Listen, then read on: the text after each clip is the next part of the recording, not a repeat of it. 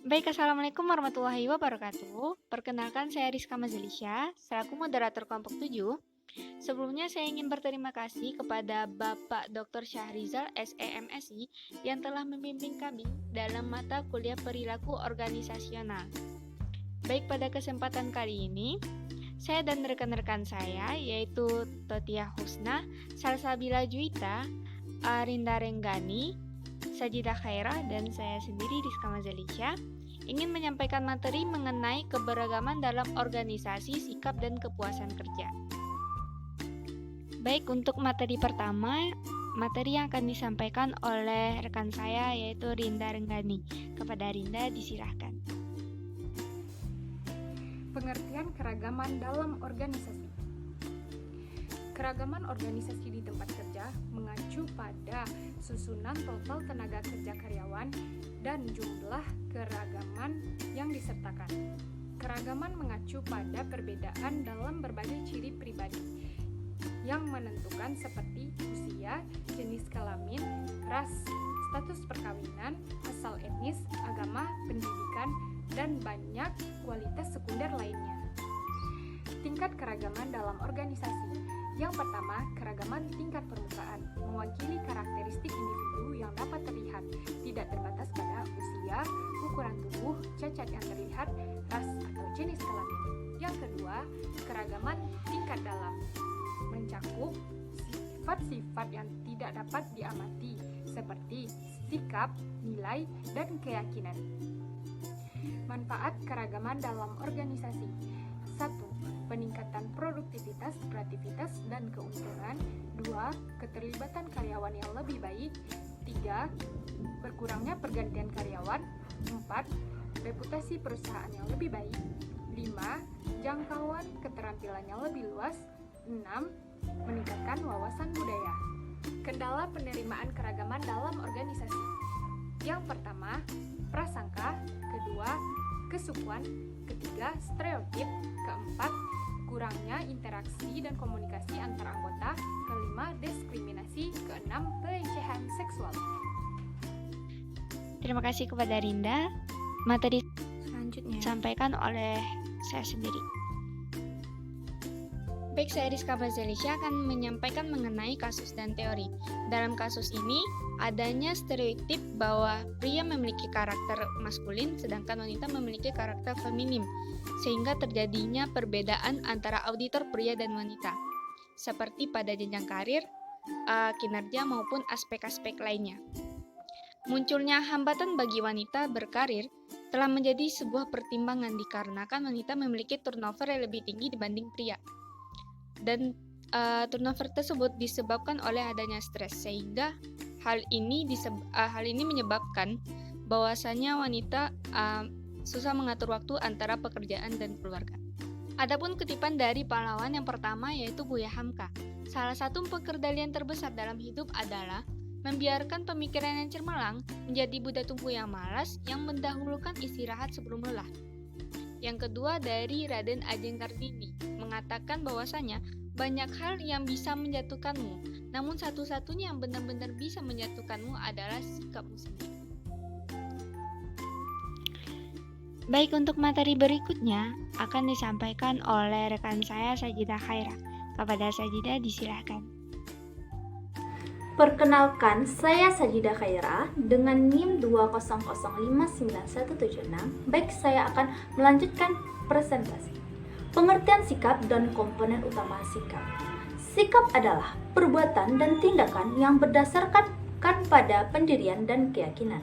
Sikap berupa pernyataan evaluatif terhadap segala sesuatu, baik objek, orang, atau peristiwa. Komponen utama sikap. 1. Komponen kognitif atau komponen perseptual. Komponen ini berupa persepsi dan keyakinan. Kedua, komponen efektif atau komponen emosional. Komponen yang menyangkut emosional seseorang. Ketiga yaitu komponen konatif atau komponen perilaku. Merupakan aspek kecenderungan untuk bertindak. Pentingnya sikap dalam keberagaman di tempat kerja. terkait keberagaman budaya, agama, ras, dan sebagiannya di tempat kerja.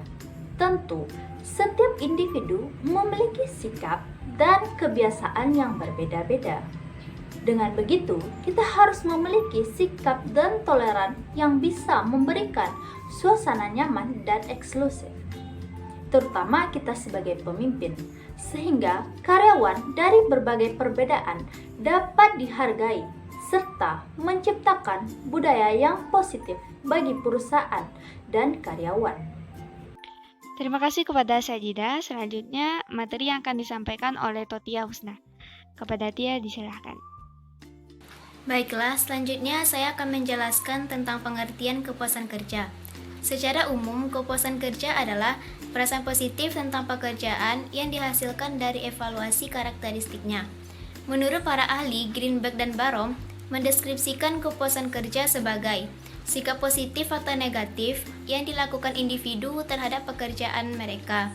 Sedangkan menurut Robbins, kepuasan kerja adalah sikap umum terhadap pekerjaan seseorang yang menunjukkan perbedaan antara jumlah penghargaan yang diterima pekerja dan jumlah yang mereka yakini seharusnya mereka terima.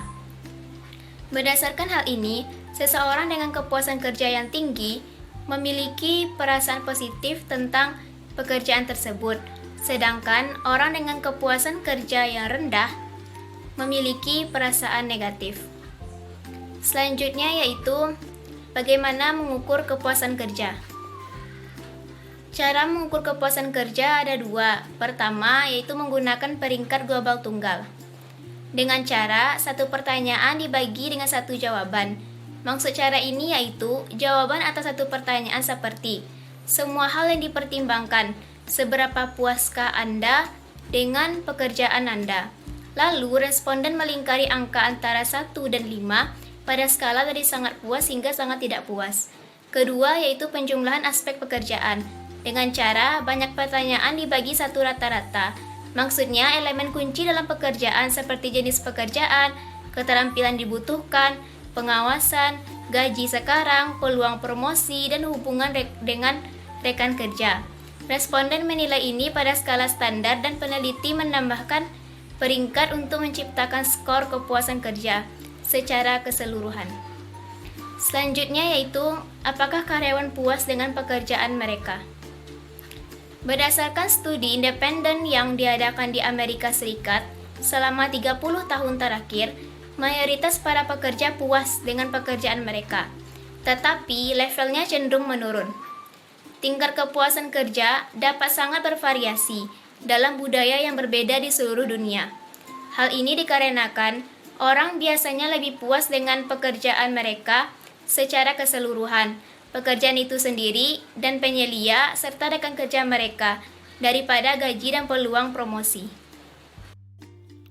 Terima kasih kepada Tia. Selanjutnya, materi terakhir akan disampaikan oleh rekan saya, yaitu Salsabila Juwita. Kepada Salsa, disilahkan. Faktor yang menyebabkan karyawan memiliki tingkat kepuasan kerja yang tinggi. Yang pertama, kondisi pekerjaan. Kondisi yang nyaman dan menyenangkan dapat menghasilkan hasil pekerjaan yang memuaskan. Yang kedua, kepribadian. Apabila kepribadian baik dan sesuai dengan pekerjaan, maka akan dapat meningkatkan hasil kepuasan kerja yang sangat tinggi. Yang ketiga, gaji.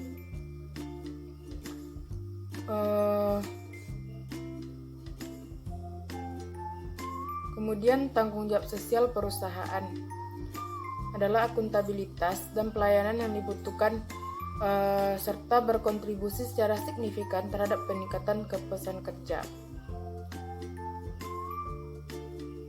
Pembahasan selanjutnya hasil kepuasan kerja. Yang pertama yaitu kinerja pekerjaan. Bahwa individu dengan kepuasan kerja yang lebih tinggi dan berorganisasi, maka cenderung lebih efektif daripada mereka yang tidak memiliki sama sekali. Selanjutnya, perilaku kewarganegaraan organisasi atau OCB.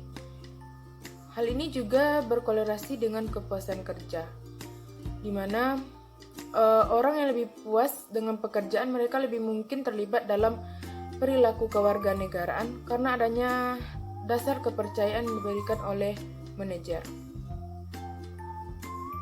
Yang selanjutnya, yang ketiga, kepuasan pelanggan. Yang keempat, kepuasan hidup.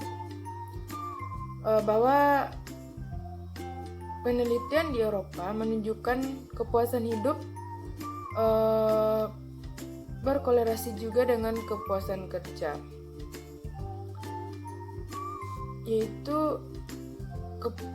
kepuasan kerja yang positif dengan berkorelasi dengan kepuasan hidup dan sikap serta pengalaman dalam hidup dan meluasnya pendekatan dan pengalaman kerja. Selanjutnya, dampak dari ketidakpuasan kerja. Yang pertama itu keluar, mungkin meninggalkan perusahaan dan mencari posisi baru di perusahaan lain. Yang kedua, suara.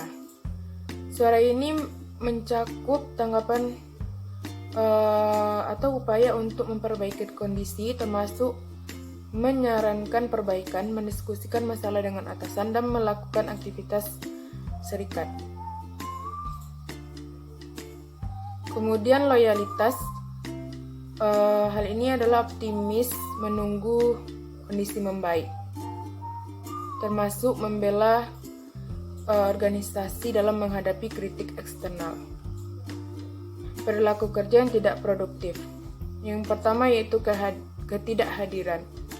Ketidakhadiran terjadi ketika banyak pekerjaan alternatif yang tersedia, karyawan yang tidak puas memiliki tingkat ketidakhadiran yang tinggi. Ketika ada sedikit alternatif, karyawan yang tidak puas memiliki tingkat kehadiran yang rendah yang sama dengan karyawan yang puas. Yang terakhir, pergantian. Karyawan yang puas cenderung untuk berhenti. Banyak variabel pemoderasi dalam hubungan ini. Faktor yang membantu memecahkan ketidakpuasan atau perputaran hubungan yaitu adanya keterkaitan karyawan atau hubungan dengan pekerjaan dan komunitas.